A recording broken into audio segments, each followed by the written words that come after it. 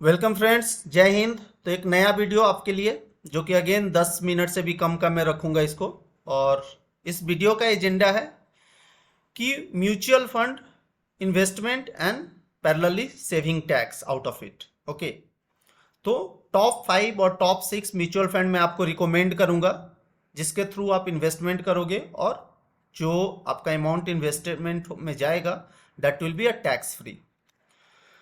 तो keep it simple, मैं आपको कुछ क्वेश्चन सामने रख देता हूं जिसमें भी कि पहला क्वेश्चन है, क्या हम इक्विटी शेयर मार्केट में पैसा लगाकर टैक्स फ्री बना सकते हैं? तो आंसर है हाँ, वो ईएलएसएस टूल है। ईएलएसएस एक ऐसा टूल है जिसमें आप म्यूचुअल फंड में पैसा डालते हैं और म्यूचुअल फंड के थ्रू डायरेक्टली इक्विटी शेयर में इन्वेस्ट होता है और आपका अमाउंट जो होता है ये टैक्स फ्री होता है।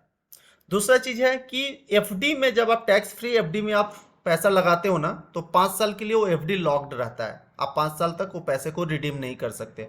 तो क्या similar lock in mutual fund में भी होता है, ईएलएसएस फंड में भी होता है? तो हाँ, ईएलएसएस फंड में भी लॉक इन होगा, बट वो सिर्फ 3 साल का होगा, 5 साल का नहीं। विच इज अच्छा ड्यूरेशन है। 3 साल कोई बहुत बड़ा भी नहीं है, बहुत छोटा भी नहीं है। It is a good time. दूसरा चीज है कि हाउ मच इन्वेस्टमेंट, आप कितना इन्वेस्टमेंट कर सकते हैं ईएलएसएस फंड में और कितना टैक्स फ्री होगा उसमें से। तो पहला सवाल का आंसर है कि आपके पास जितना पैसा है उतना इन्वेस्ट कर सकते हैं, उसका कोई लिमिट नहीं है। ठीक है। दूसरा सवाल, टैक्स फ्री आपका सिर्फ 1.5 लाख होगा। 1.5 लाख ही क्यों होगा?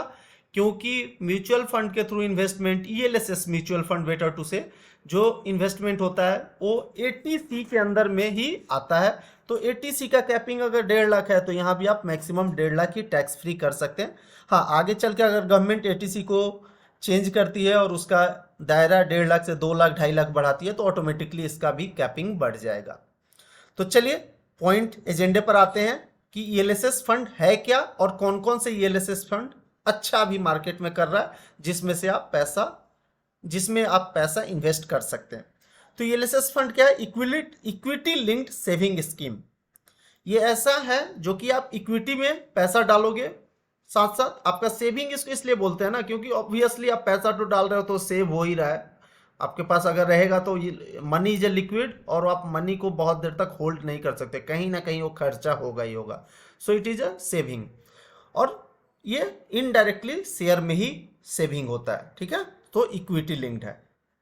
दूसरा चीज है मेनली लार्ज कैप, लार्ज बड़े बड़े अच्छे कंपनी, ब्लू चिप कंपनी में ही ये पैसा लगाया जाता है क्योंकि जान रहा है कि person is saving along with tax saving option के साथ आ रहा है। मीन्स वो थोड़ा सा ऑर्थोडॉक्स माइंड का है and you want to save money and save tax also. So money is important और इसलिए उसको अच्छे अच्छे कंपनी में ही नॉर्मली लगाया जाता है।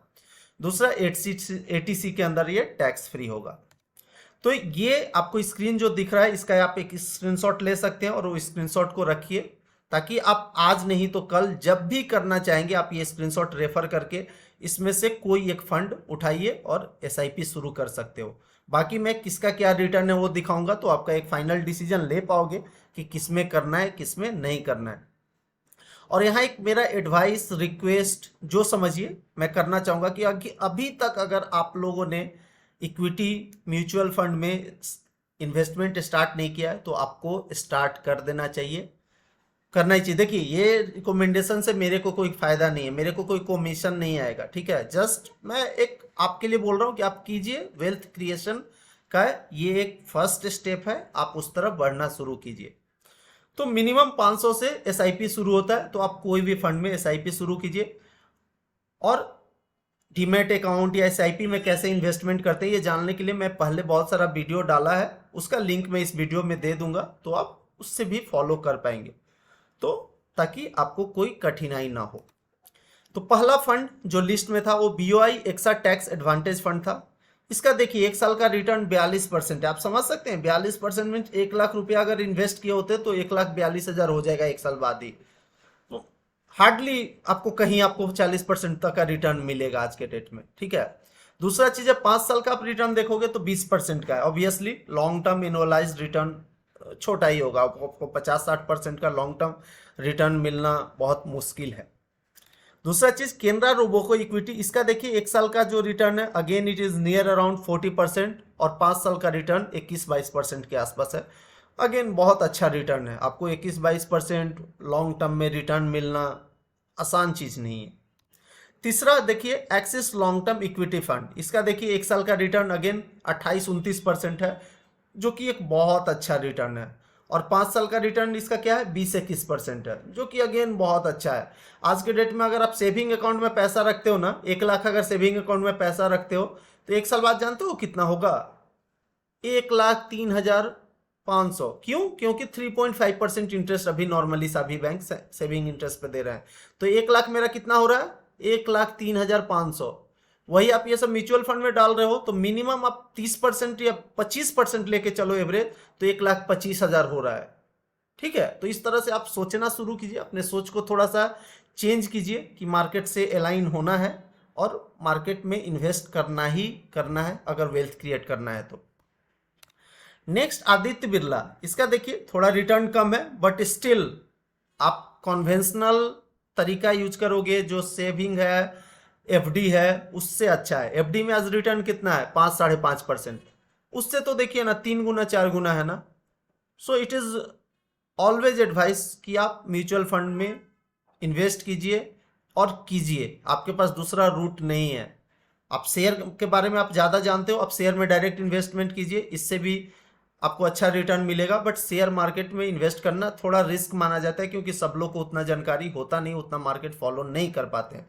तो आप ये इन्वेस्टमेंट म्यूचुअल फंड के थ्रू कीजिए, क्योंकि म्यूचुअल फंड को बड़े बड़े फंड मैनेजर रेगुलेट करते हैं और उनके पास अच्छा खासा रिसर्च टीम होता है और अच्छा जानकारी होता है। और लास्ट मेरा फंड जो है BNP परिवास long term equity fund, इसका देखिए फिर 1 साल का रिटर्न बेहतरीन है 21% और लॉन्ग टर्म रिटर्न आप देखिए 5 साल का 15% एनुअलाइज्ड रिटर्न है, मतलब हर साल 15% दिया है। तो आप इस तरह नहीं सोचिए कि हर साल 15% ही, एक एवरेज एनुअलाइज्ड रिटर्न 15% है। हो सकता है किसी साल 10% रिटर्न रहा होगा, किसी साल 25%, किसी साल 30%, बट ऑन एन एवरेज ये 15% का रिटर्न दिया है। यही तो म्यूचुअल फंड और शेयर मार्केट का ब्यूटी है कि आप अगर लॉन्ग टर्म इन्वेस्टेड रहते हो ना तो आपको अच्छा रिटर्न मिलता ही मिलता है। लॉस मेनली वही लोग करते हैं म्यूचुअल फंड या शेयर मार्केट से, जो कि ये मेंटलिटी से आते हैं कि मैं 1 साल में करोड़पति या 1 साल में बहुत ज़्यादा पैसा बना के जाऊंगा।